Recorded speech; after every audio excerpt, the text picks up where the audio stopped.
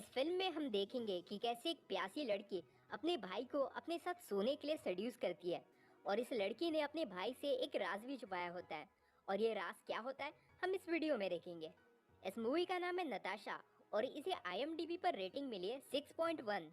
Film की शुरुआत में हम देखते हैं मार्क को, जो 16 साल का होता है और अपने दोस्तों के साथ पार्टी करता है। पार्टी करने के बाद मार्क अपनी एक दोस्त के साथ इंटीमेट भी होने वाला होता है, पर वो लड़की उसे रोक देती है। यानी फिल्म के शुरुआत में ही बंदे का कट जाता है। इसके बाद मार्क सभी संस्कारी लड़कों की तरह घर जाकर फोन देखता है और रात में हिलाने के बाद सो जाता है। अगले दिन मार्क की मॉम उसे जगाती है और उसे बताती है कि उसके अंकल आज उन लोगों से मिलने आने वाले हैं।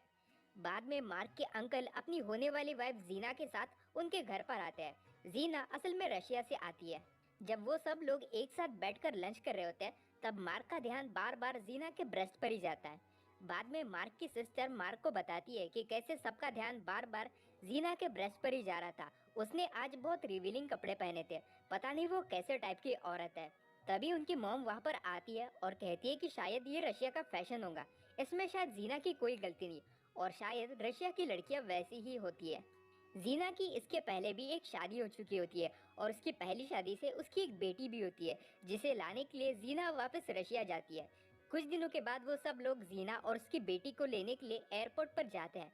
वहाँ पर मार्क मिलता है जीना की बेटी नताशा से, जो 14 साल की होती है। कुछ दिनों के बाद मार्क के अंकल और जीना की शादी हो जाती है। तब मार्क बस नताशा को ही देखते रहता है। तब नताशा वहाँ पर बैठकर बोर हो जाती है। शादी के बाद सब लोग मार्क के घर में वापस जाते हैं। तब मार्क नताशा को अपना घर दिखाता है। मार्क उसे अपने रूम में लेकर जाता है। तब नताशा उससे पूछती है कि तुम अपने रूम में क्या क्या करते हो। मार्क उसे कहता है कि मैं तो बस यहाँ पर टीवी देखता हूँ और पढ़ाई करता हूँ। तब नताशा उससे पूछती है कि क्या तुम अपने रूम में किसी लड़की के साथ कभी सोए नहीं हो। तब मार्क ये सुनकर चौंक जाता है और पूछता है कि तुम तो बस 14 साल की हो, तुम ये बातें कैसे कर सकती हो, क्या तुम्हें शर्म नहीं आती। तब नताशा कहती है कि मुझे कोई फर्क नहीं पड़ता, क्योंकि मैंने अब तक 100 बार कर चुका है और अगर तुम चाहो तो मैं तुम्हारे साथ भी कर सकती हूँ। मार्क उसे कहता है कि हम लोग अब कजिन्स हैं और मेरे अंकल ने तुम्हारी मॉम से शादी कर ली है। तब नताशा कहती है कि मेरी मॉम बहुत घटिया औरत है, वो बहुत से आदमियों के साथ कर चुकी है और मैंने उसे बहुत से आदमियों के साथ करते हुए देखा भी है। मार्क इस पर कुछ नहीं कहता और नताशा बस उसे देखकर हंसने लगती है। कुछ दिनों के बाद मार्क की मॉम उसे कहती है कि तुम्हें नताशा का ध्यान रखना होगा। वो इस देश में पहली बार आई है और यहीं पर अपनी पूरी जिंदगी बिताने वाली है। यहाँ पर उसका कोई दोस्त भी नहीं है, इसलिए तुम उसके साथ टाइम स्पेंड करो और वैसे भी वो तुम्हारी कजन है। अगले दिन मार्क नताशा के घर पर जाता है, जहाँ पर जीना उसे बैठने के लिए कहती है और उसके साथ बातें करती है और उसे बताती है कि नताशा बहुत अलग लड़की है, वो हमेशा अकेले रहती है, इसलिए अगर नताशा उसे गुस्सा हो जाए तो मार्क को बुरा नहीं मानना चाहिए।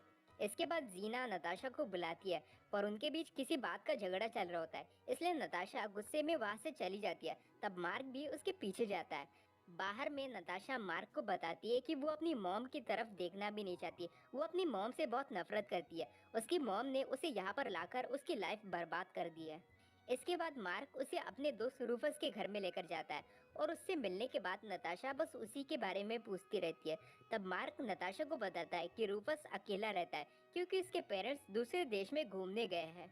इसके बाद वो लोग एक साथ लंच करते हैं और म्यूजिक भी सुनते हैं। मार्क नताशा को उसके घर तक छोड़ देता है और नताशा उससे कहती है कि कल मैं तुम्हारे घर आऊंगी। फिर हम देखते हैं कि अगले दिन नताशा मार्क से मिलने पहुंच जाती है। वो लोग कुछ देर बैठकर बातें करते हैं और मार्क उसे बताता है कि वो कौन सी बुक पढ़ रहा है। इसके बाद वो लोग साइकिलिंग करने बाहर जाते हैं। फिर हम देखते हैं कि मार्क अपने दोस्तों के साथ मिलकर मैरिजुआना यानी कि गांजा बेचता है और इस बारे में नताशा को पता चल जाता है और वो उससे पूछती है कि क्या मैं भी थोड़ा सा मैरिजुआना स्मोक कर सकती हूँ। अगले दिन नताशा फिर से उसके घर पर जाती है। तब मार्क उसके लिए थोड़ी सी वीड लेकर आता है और पहले वो खुद स्मोक करता है और फिर नताशा को भी अपने साथ स्मोक करवाता है। फिर नताशा मार्क की परमिशन को लेकर उसके लैपटॉप को शुरू करती है, पर तभी लैपटॉप में अचानक से पॉर्न वीडियो शुरू हो जाती है, जो मार्क बंद करना भूल गया था और ये देखकर नताशा को बड़ा मजा आता है। तभी नताशा लैपटॉप को लेकर मार्क के पास आती है और उससे कहती है कि मैं तुम्हें कुछ दिखाना चाहती हूँ। फिर नताशा उसे अपनी खुद की न्यूड फोटोज दिखाती है और बताती है कि वो खुद भी पॉर्न वीडियोस बनाती है। नताशा उसे पूछती है कि क्या तुम मेरे साथ करना चाहते हो, और मार्क के जवाब देने से पहले ही नताशा अपनी ब्रा उतार देती है और फिर मार्क के सामने अपनी अंडरवेयर में खड़ी हो जाती है और कुछ देर बाद वो अपनी अंडरवेयर को भी निकाल देती है। नताशा उसे किस करने लगती है और वो लोग वहीं पर मार्क के रूम में इंटीमेट होते हैं। नताशा मार्क को बताती है कि वो 12 साल की थी तब से वो ये काम कर रही है क्योंकि उसे इसके अच्छे पैसे मिल जाते हैं। नताशा उससे कहती है कि उसकी मॉम को भी इस बारे में पता चल गया था। उसकी मॉम ने उसे कुछ कहा तो नहीं, पर वो नताशा के कमाए हुए पैसों के पीछे पड़ गई थी, इसलिए नताशा को ये सब काम बंद करना पड़ा। और तभी से उन लोगों के बीच कुछ भी सही नहीं चल रहा। इसके बाद मार्क और नताशा एक दूसरे के साथ और भी ज्यादा टाइम स्पेंड करने लगते हैं। यहाँ तक कि वो दोनों एक दूसरे के साथ नहाते भी है और भी ज्यादा इंटीमेट होते हैं। और मार्क उसे पसंद भी करने लगता है। मार्क उसे अपने दोस्तों के साथ पार्टी करने लेकर जाता है और उसे पूरा शहर भी घुमाता है। कुछ टाइम के बाद मार्क के अंकल और जीना बाहर में घूमने जाते हैं, इसलिए नताशा मार्क के घर में ही रुकी होती है। रात में नताशा उसे good night baby message send करती है और कुछ देर के बाद उसी के रूम में चली आती है क्योंकि वो कहती है कि उसे नींद नहीं आ रही। नताशा और मार्क बाहर में घूमने जाते हैं, तब नताशा उसे कहती है कि मुझे तुम्हारे घर में रहना बहुत अच्छा लगता है, काश कि मैं यहाँ पर अपनी पूरी जिंदगी रह सकती। मार्क उसे कहता है कि तुम जब चाहो यहाँ पर रहने आ सकती हो। नताशा उसे बताती है कि उसकी मॉम मार्क के अंकल को धोखा दे रही है और अभी भी उसका नताशा के डैड के साथ अफेयर चल रहा है। नताशा कहती है कि मैंने तुम्हारे अंकल को सब कुछ बता दिया, पर फिर भी तुम्हारे अंकल ने मुझ पर भरोसा नहीं किया और मेरी मॉम की झूठी बातों में आकर मुझे झूठा समझने लगे। इसके बाद जीना और मार्क के अंकल वापस आ जाते हैं और नताशा को अपने साथ चलने कहते हैं, पर नताशा उनके साथ नहीं जाती और कहती है कि मुझे यहीं पर रहना है, मुझे यहाँ अच्छा लगता है। तब जीना उससे कहती है कि मुझे पता है कि तुम्हें ये जगह क्यों पसंद है और मुझे ये भी पता है कि तुम इस लड़के के साथ क्या क्या करती हो। ये सुनते बराबर नताशा को बहुत गुस्सा आता है और वो जीना को मारने लगती है, मगर मार्क के डैड उसे रोक देते हैं। फिर नताशा को जीना के साथ वापस जाना ही पड़ता है। अगले दिन मार्क उससे मिलने जाता है, तब जीना उसे कहती है कि इसमें तुम्हारी कोई गलती नहीं, ये सब नताशा की गलती है। वो तो जवान आदमियों के साथ भी सोती है और तुम तो बस अभी छोटे बच्चे हो।